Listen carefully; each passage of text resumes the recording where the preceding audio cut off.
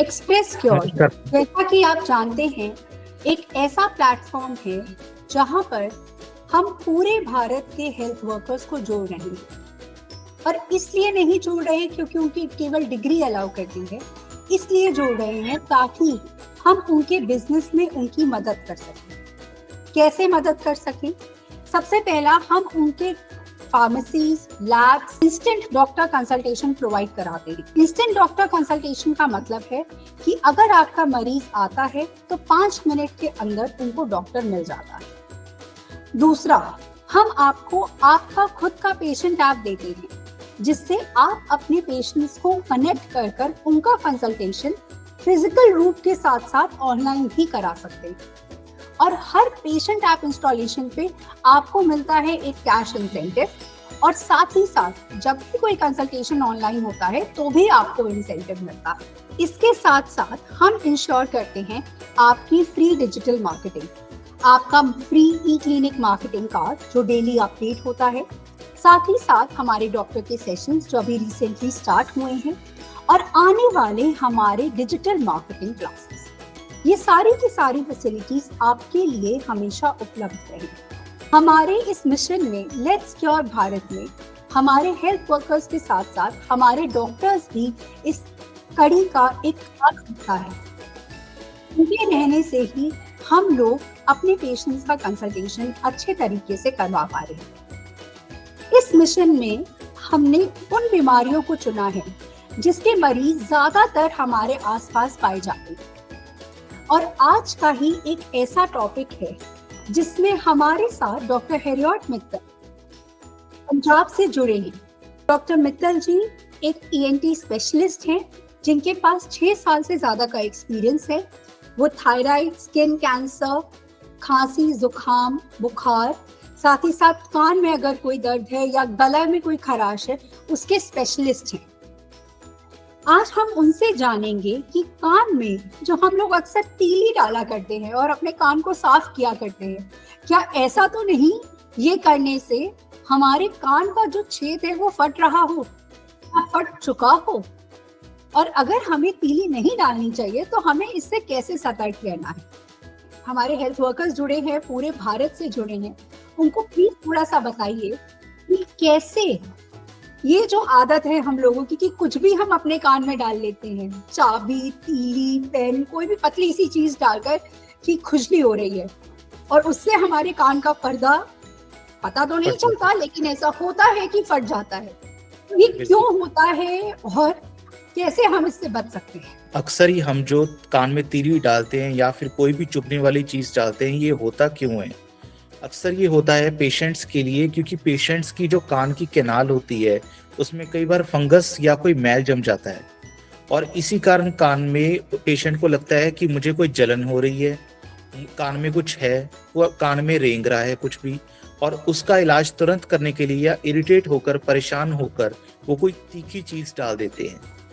बहुत सारे चांसेस ये होते हैं कि कारण कान की कैनाल में होता है, मतलब कान की जो अंदर की स्किन होती है, जो कान की अंदर की दीवारें होती हैं, उसके ऊपर जो वजह होती है उसके कारण वो पर्दे को नुकसान पहुंचा देते हैं, और कई बार पर्दे के जो पीछे की हड्डियां हैं उनको भी नुकसान पहुंचा देते हैं, जिसके कारण सारी उम्र का नुकसान हो जाता है उनका। और अगर इसका तुरंत इलाज ना किया जाए तो ये जो है कान का मतलब प्रॉब्लम है और भी ज्यादा बढ़ जाता है, हड्डियां अपनी जगह से डिस्प्लेस भी हो जाती हैं। तो यही एक कारण है जिसके कारण कान का पर्दा फट सकता है। और इसका जो है हमें साथ ही साथ कैसे पता लगता है? यदि कान का पर्दा फट गया है तो एकदम सडनली पेशेंट को दर्द होगा, उसमें से थोड़ा सा खून निकलेगा, और पेशेंट को एक रिलीज ऑफ प्रेशर होगा, जो मतलब कान के पीछे जो पर्दे के पीछे का प्रेशर है वो एकदम से निकल आएगा, और पेशेंट की जो सुनने की जो कैपेसिटी है वो घट जाएगी। ये एक तरीका है मालूम करने का। और इससे अगर आप डायग्नोसिस करना चाहते हैं, ये सारे हेल्थ केयर वर्कर्स के लिए है कि अगर आप डायग्नोस करना चाहते हैं, वहीं पे पता लगाना चाहते हैं कि उसका कान का पर्दा फट गया है, तो ये आप कैसे कर सकते हैं? आप पेशेंट को बोलिए कि ये कान का ड्रॉप है, कोई भी वैक्स का ड्रॉप, कोई भी आपके पास वैक्स से ड्रॉप होगा, जस्ट आप उसको कान में डालिए और पेशेंट कहेगा मेरे गले में आ रहा है। अगर उसका ड्रॉप जो है वो गले में आ रहा है, इसका मतलब कान का पर्दा फट गया है और डायरेक्टली ड्रॉप का कनेक्शन गले में पहुंच गया है। क्योंकि नाक, कान और गला एक ट्यूब से जुड़े होते हैं। सो अगर आपका पर्दा फट चुका है तो वो एक बैरियर, जो एक पर्दे के पीछे का बैरियर था, वो खत्म हो चुका है।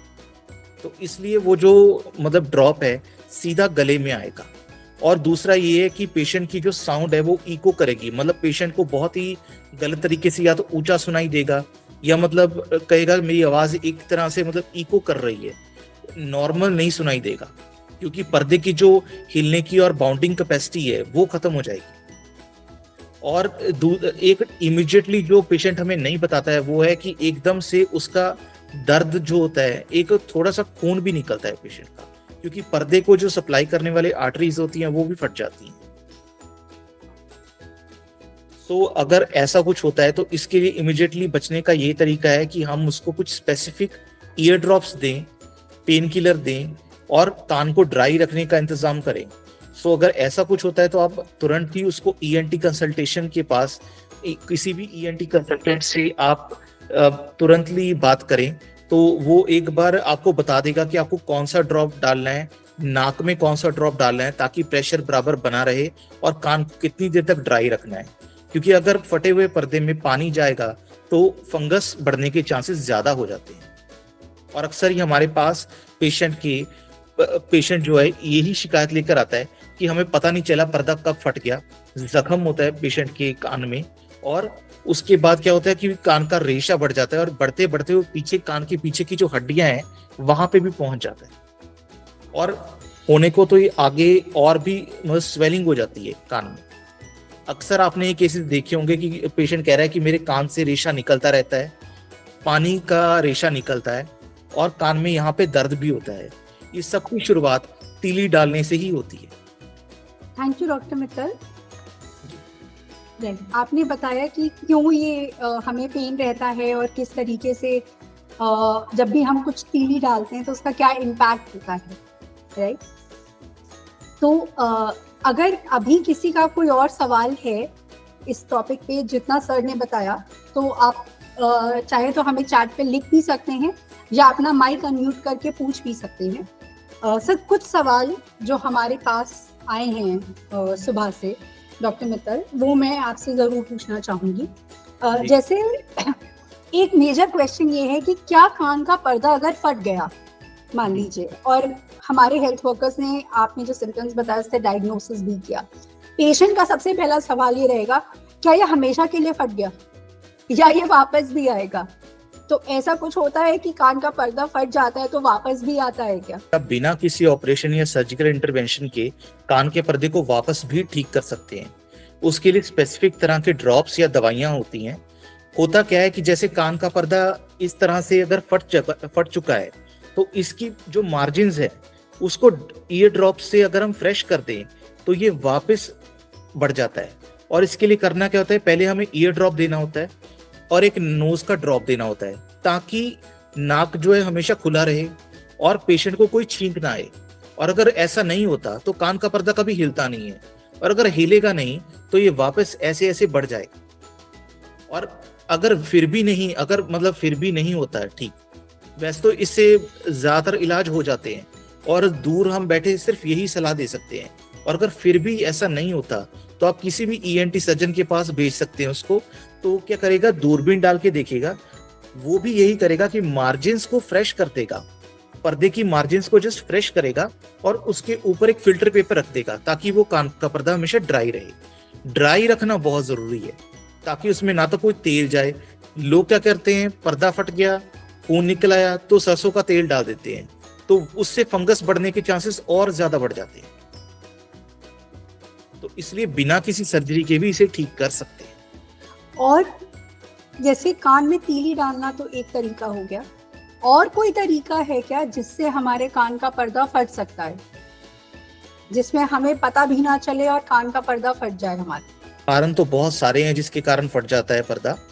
और पहले कारण तो यही है कि आपका जो सपोज के लिए एक्सटर्नल ऑर्टरी कैनाल, यानी कि पर्दे की एक कान को 3 हिस्सों में डिवाइड किया गया है, एक्सटर्नल ईयर, मिडल ईयर और इनर ईयर।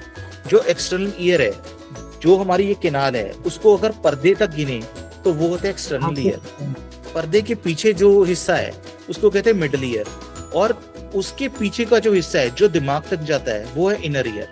तो क्या है कि अगर एक्सटर्नल ईयर में कोई इन्फेक्शन होता है और उस इन्फेक्शन को हम टाइम पे ट्रीट ना करें, काफी कारणों के कारण एक्सटर्नल ईयर का इन्फेक्शन हो जाता है, बहुत ज्यादा वैक्स के कारण या फंगस के कारण हो जाता है, तो अगर उसको टाइम पे ट्रीट ना किया जाए तो वो बढ़ बढ़ के मतलब पर्दे को गाल देगा और पर्दा फट जाएगा। दूसरा कारण ये है कि आपका मिडल ईयर है, मिडल ईयर में अगर इन्फेक्शन बढ़े यानी कि नाक से मिडल ईयर में इन्फेक्शन पहुंच जाए और उस इन्फेक्शन को बढ़ने दिया जाए, उसको टाइम पे ट्रीट ना किया जाए, तब भी आगे का जो पर्दा है वो गल जाएगा और फट जाएगा। ये दो कारण हैं जिसके कारण पर्दा अपने आप फट सकता है और आपको पता भी नहीं चलेगा। एक सवाल जो हमारे पास आया है कि क्या कुछ मरीजों को कई बार कान में सीटी की आवाज सुनाई देती है। कई बार ऐसा होता है कि उनको कान में सीटी की आवाज सुनाई देती है और उनको समझ नहीं आता कि क्यों सुनाई दे रही। क्या वो भी एक कारण है कि हमारे कान का पर्दा फट गया है या वो कोई एक अलग चीज है?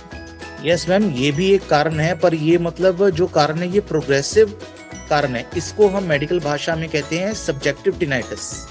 ये क्या है कि इसमें पेशेंट को और जो देखने वाला यानी कि ये जो फिजिशियंस हैं इनको दोनों को पता चल रहा है कि पेशेंट को टी की आवाज सुनाई दे रही है, तो इसको टिनाइटिस कहते हैं।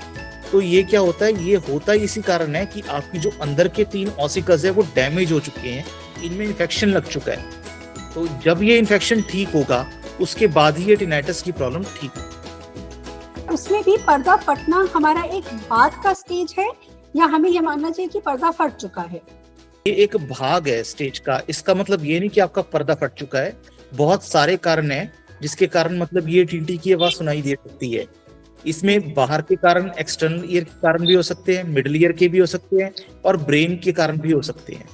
तो ये सब जो होता है, इन सबको रूल आउट करने के लिए हमें प्रॉपर पेशेंट को सुनना पड़ेगा कि वो कहता क्या है, कब से हो रहा है, कितने सालों से हो रहा है, उसका कोई स्लीप डिस्टर्बेंस है कि नहीं है, सोने में प्रॉब्लम आ रही है कि नहीं, लोगों की आवाज सुनती है कि नहीं, उसके बिहेवियर का प्रॉब्लम है कि नहीं, उसको कोई बीपी की प्रॉब्लम है कि नहीं।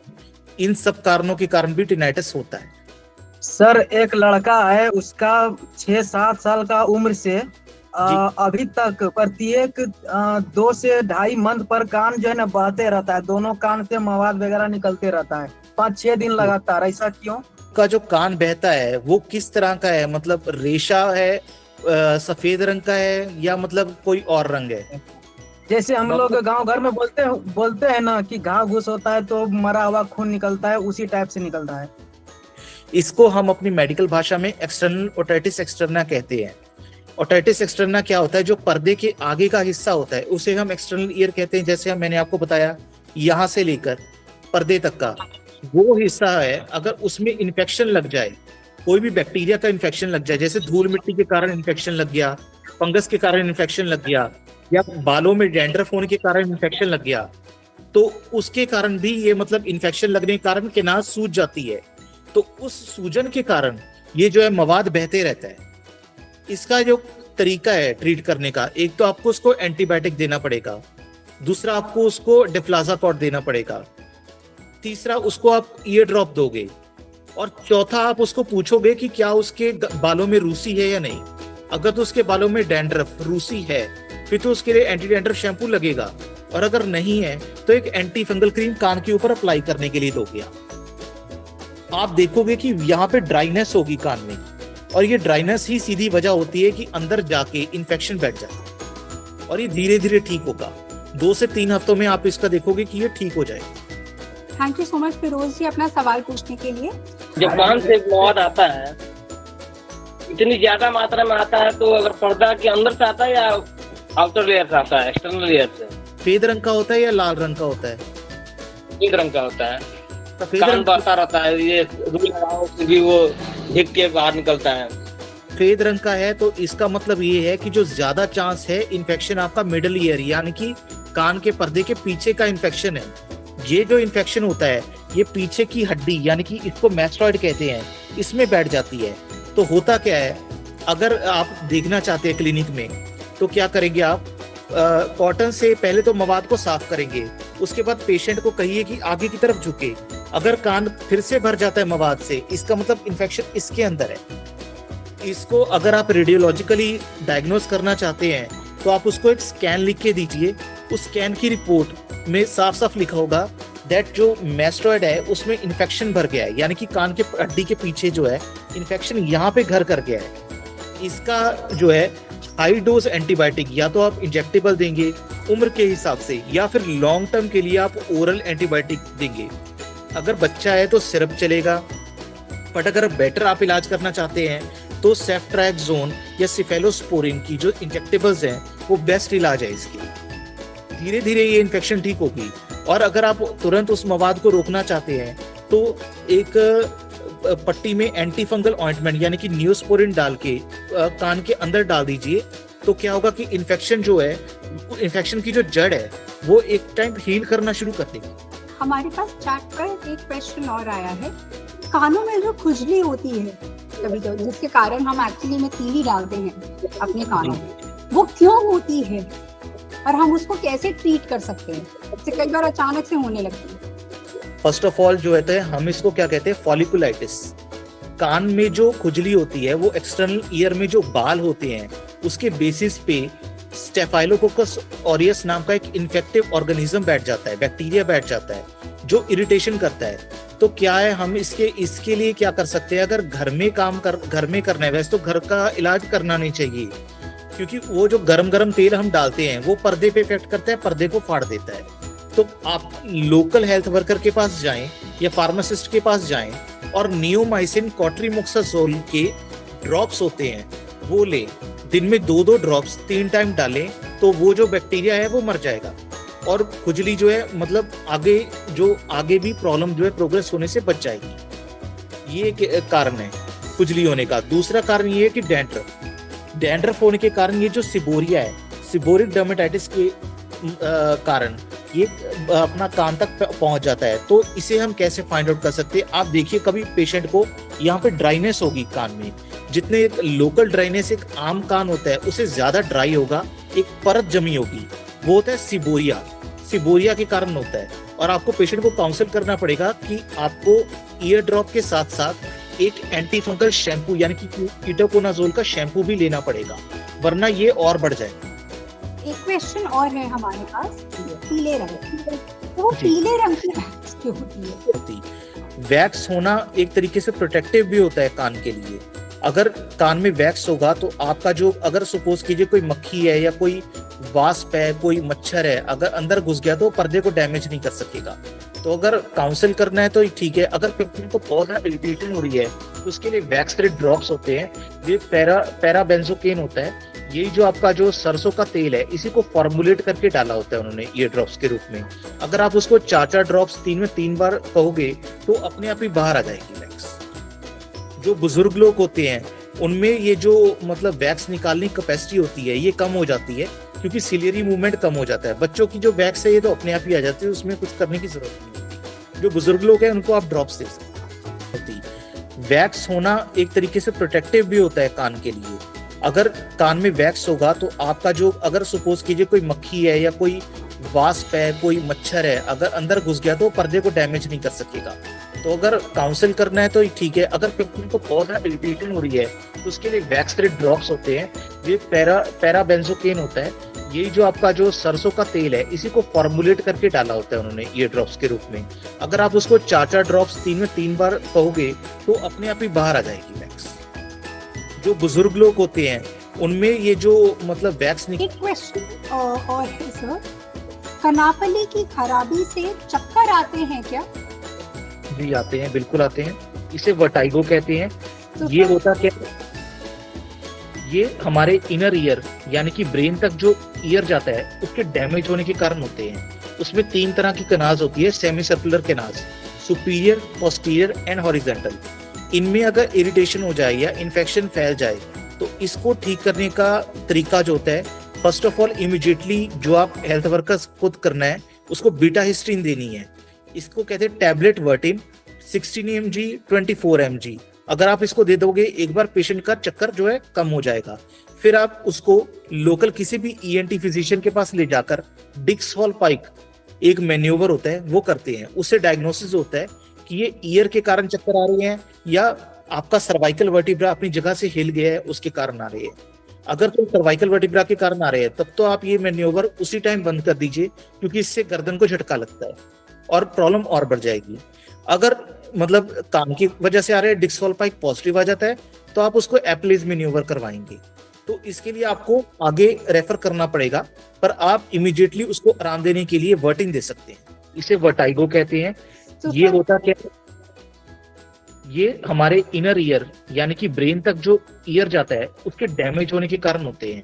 उसमें 3 तरह की कैनाल्स होती है, सेमी सर्कुलर कैनाल्स, सुपीरियर। बच्चों का आजकल जैसे ही डिजिटल ट्रेंड आ गया है, काफी ज्यादा लोग हेडफोन्स और ईयरफोन्स लगाने लगे हैं, स्पेशली छोटे बच्चे, और बहुत तेज म्यूजिक सुनते हैं। तो क्या ये एडवाइजेबल है बच्चों के लिए इतना तेज म्यूजिक सुनना, और किस तरीके का म्यूजिक सुनना चाहिए उनको, और क्या उनके पर्दों पे इतने तेज म्यूजिक का कोई इम्पैक्ट है? मैम बिल्कुल है। अगर आप ईयरफोन्स ज्यादा तक लगाते हैं तो उसके लिए ओटाइटिस एक्सटर्ना हो सकता है, तो वो बच्चों में इन्फेक्शन बहुत ज्यादा फैल रहा है।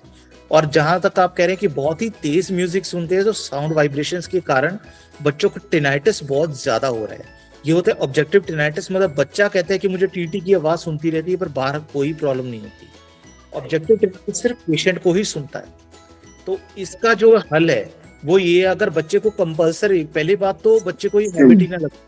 मैम बिल्कुल है। अगर आप ईयरफोन्स ज्यादा तक लगाते हैं तो उसके लिए ओटाइटिस एक्सटर्ना हो सकता है, तो वो बच्चों में इन्फेक्शन बहुत ज्यादा फैल रहा है। और जहां तक आप कह रहे हैं कि बहुत ही तेज म्यूजिक सुनते हैं तो साउंड वाइब्रेशंस के कारण बच्चों को टिनाइटिस बहुत ज्यादा हो रहा है।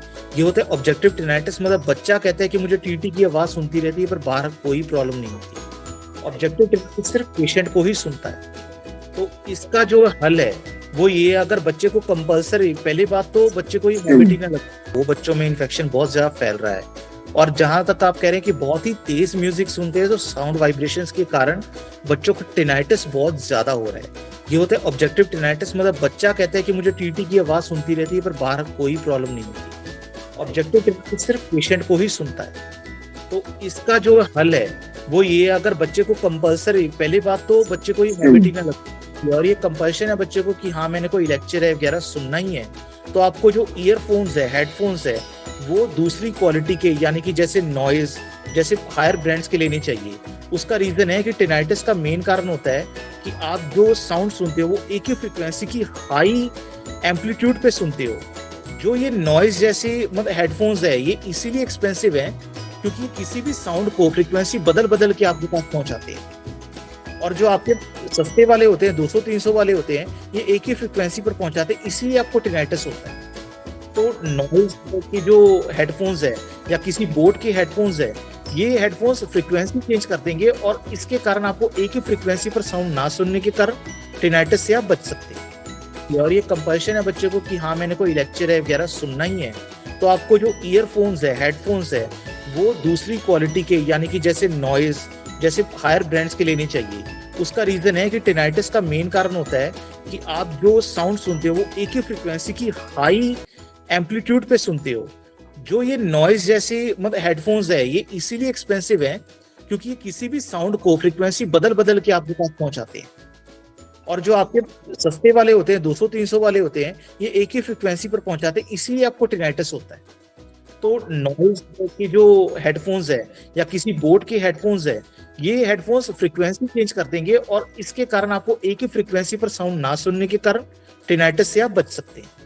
अजमल जी का एक सवाल आया है ओटाइटिस मीडिया के बारे में, अगर आप हमारे हेल्थ वर्कर्स को बता सकें। एक्सटर्नल ईयर है, यहाँ हमारा पर्दा है, तो ये एक्सटर्नल ईयर हुआ और इस तरफ का मिडल ईयर हुआ। तो मिडल ईयर में 3 तरह की हड्डियां होती हैं, मेलियस, इनकस और स्टेपी।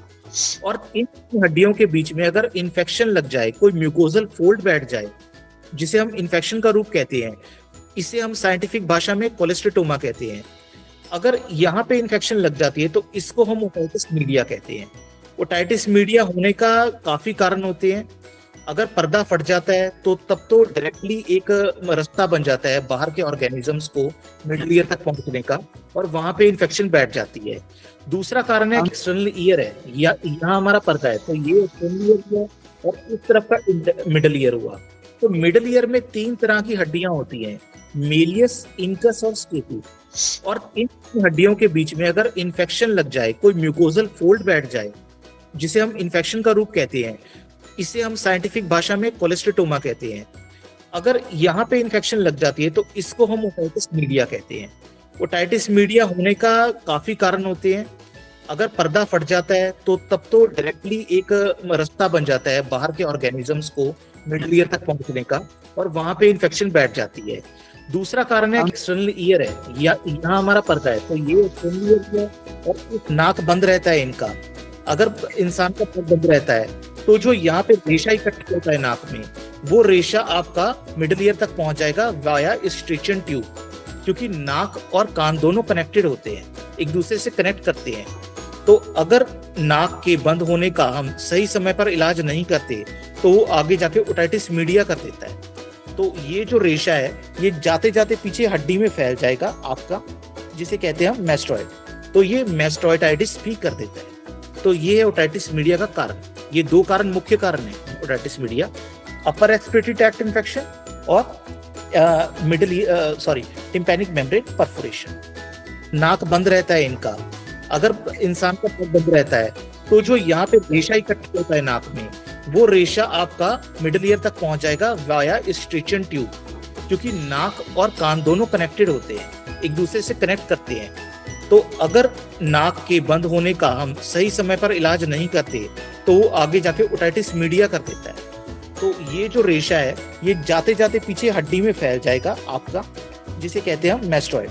तो ये मैस्टॉइटाइटिस भी कर देता है। तो ये है ओटाइटिस मीडिया का कारण। ये दो कारण मुख्य कारण है otitis media, upper respiratory tract infection और टिम्पैनिक मेम्ब्रेन परफोरेशन। अक्सर तेज आवाज से एक जना कह रहे हैं कि उनको बहुत दर्द होने लगता है, तो ऐसा क्यों होता है? मैम, हाई फ्रीक्वेंसी पर, हाई एम्पलीट्यूड पे अगर कोई साउंड प्रेशर पड़ेगा डायरेक्टली टिम्पैनिक मेम्ब्रेन पे, तो जो तारे टिम्पैनिक मेम्ब्रेन को सप्लाई करने वाली जो नर्व्स होती हैं वो खिंच जाती हैं, अपनी जगह से डिस्प्लेस हो जाती हैं। तो ये काफी टाइम तक ये दर्द रहता है। इसका क्या इलाज है? एक तो यहाँ पे सूजन आ जाएगी, और हो सकता है हीमोटिम्पैनम, यानी कि पर्दे की कुछ आर्टरीज रहती हैं वो फट जाती हैं।